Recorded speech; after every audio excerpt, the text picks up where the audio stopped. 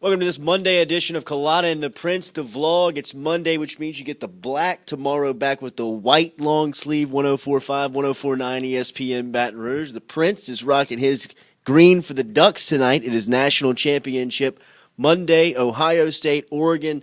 History will be made in Dallas, Texas tonight as the inaugural college football playoff championship game is played. Yeah, and one of the things that you and I talked about on the show earlier today is, if it was still a BCS, an undefeated Florida State and the SEC champion Alabama, they would have put those two teams in the game. Yep.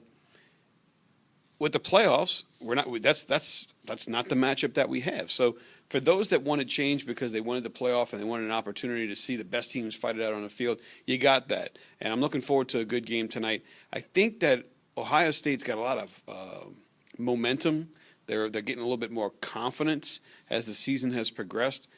They've played their two best games of the season with Cardale Jones as a quarterback there. So it's going to be interesting to see what happens. But I think the speed of the Ducks and just I guess you'd say the overall program where they're at, I like Oregon tonight. Oregon dealing with some adversity this week, right? Suspension of two players. Their left tackle's waiting on a phone call from a hospital up in Eugene on baby watch that he says if he gets the phone call, he's taking off. I'm with you. I like Oregon, the speed, the pace, the way they can dictate tempo, and really just kind of the confidence they're playing with now. But, how do you go against Ohio State, Cardale Jones? He's played, like you said, the Buckeyes have played their two best games over the last two outings.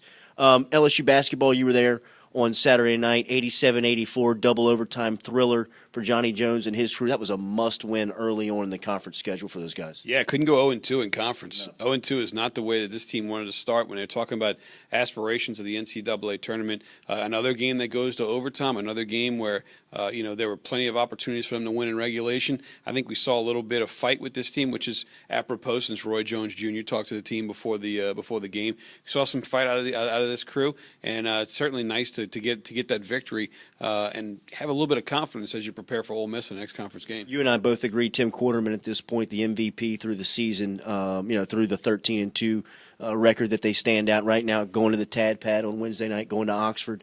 It's just kind of his leadership that's separating him from the pack, I guess. The two stars are there in Mickey and Martin, but he continues to kind of be the straw for this team. Yeah, and that's the other thing. You got yourself a victory in conference play the other night against a good Georgia team, and you did it with Mickey and Martin not playing to their capabilities. When those guys start to put it together, I think that's going to really bode well for this team because the other guys, the Hornsbys, the Quartermans, the Pattersons, they've really stepped their game up. And it's been at a point in time where you needed to because Martin and Mickey and Josh Gray have been inconsistent there. So certainly if you can find a way to put it all together, it bodes well for this team. Day 12 of the LSU defensive coordinator search, off to Louisville to the coaches convention. That cranks up.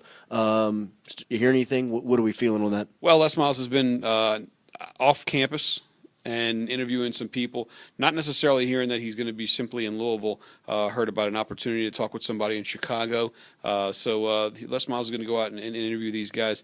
I know that they've narrowed their field down and they got a couple of more people that they'd like to talk to. I don't think that there's an urgent or pressing need to hire somebody on their end. I know that we've talked an awful lot about the recruiting dead period ending. I don't think that that's something that they feel is the ultimate motivator there. They're more concerned with having somebody in place for next weekend, the weekend of the 23rd, for when the defensive recruits come in for official visits. One of the original founding members of the Orion Ball stopped by with us today, the Orion Parade. The crew of Orion, Charles Harvey, stopped by on our show. You can catch that on the podcast at 1045ESPN.com, but extends the offer, formally the invitation for you and I and James to be the grand marshals of the Orion Ball coming up for February 7th. Yeah, it's going to be fun. February 7th, downtown Baton Rouge. Myself, Jordy, chest hair, Culotta, the Prince, chest hair. Grand marshals of a Mardi Gras parade here in Baton Rouge. Unbelievable. You ready for that? I'm ready, man. Especially this morning when he told us the responsibilities was just to smile and have a good time. I can do that.